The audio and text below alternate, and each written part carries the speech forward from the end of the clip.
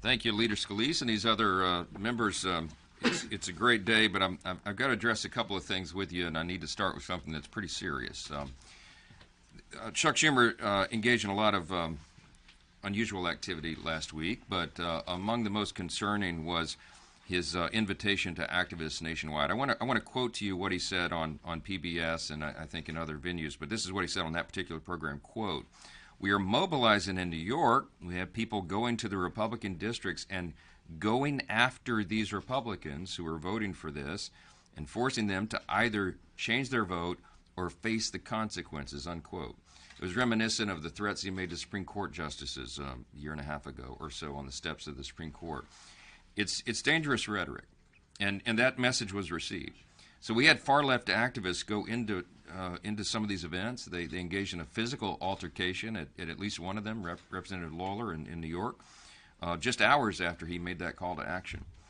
This isn't just a problem in that state, it's a problem across the country, and we had members who are rightfully concerned about threats of physical violence at their events and in their districts. In some cases, they even went to events for their children at school.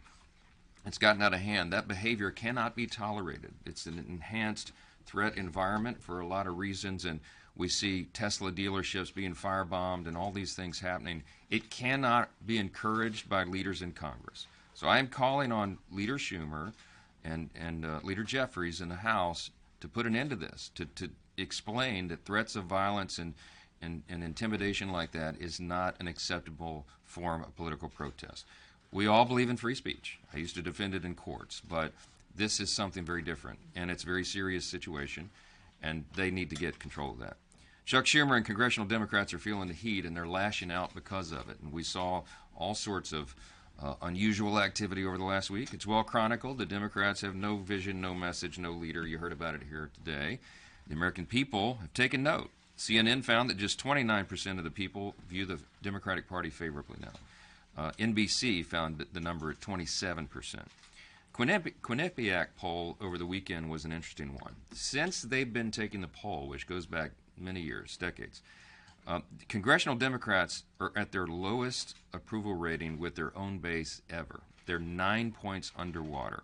What was really interesting about that, Politico did a piece on this, and they contrasted where the Democrats stand and where we stand. While they're at their lowest number of all time and they're 9 points underwater with their own base, congressional Republicans are at our highest mark ever, and we're at plus 69 points with our own base. That's a pretty stark contrast. And I think we all know why. Axios reported yesterday that Democrats are, quote, in their deepest hole in nearly 50 years. This is not a mystery. Everyone understands what's happening and why.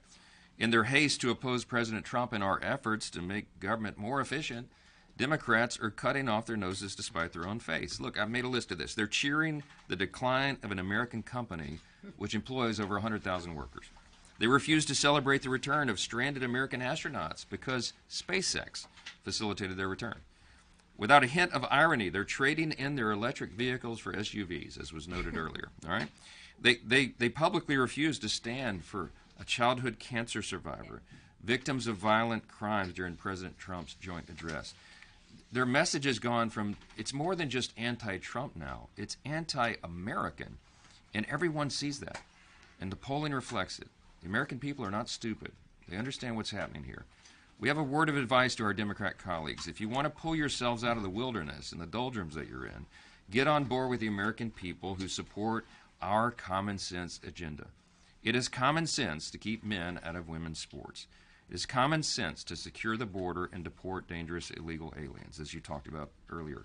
It is common sense to make government more efficient and cut fraud, waste, and abuse, and do right by the taxpayer. We are not doing these things because they're Republican priorities. They are priorities because it's the right thing to do. And the American people want the right thing to be done. And the Democrats are opposing it, and they see it very clearly. Republicans in Congress enjoy record high levels of approval because we're engaging in what we understand to be simple truths, and we're delivering on it. We got a small majority, that's true. But this House GOP conference has stayed together and stayed laser focused on passing common sense legislation and executing the Trump agenda as quickly as possible. When we stay united, we do right by the people. We look forward to working with Leader Thune and our Senate counterparts to move that budget reconciliation bill. It will be the largest, most consequential piece of legislation in decades, maybe in one of the most in all of the history of Congress. We're excited to deliver that for the people, and we have no time to waste. We've got almost 80 million people that supported President Trump, and House Republicans. We all had our largest totals ever. We're going to do what they asked us to do, and we are not going to keep them waiting. And so you're going to see us moving aggressively here and across the country to make sure that happens. So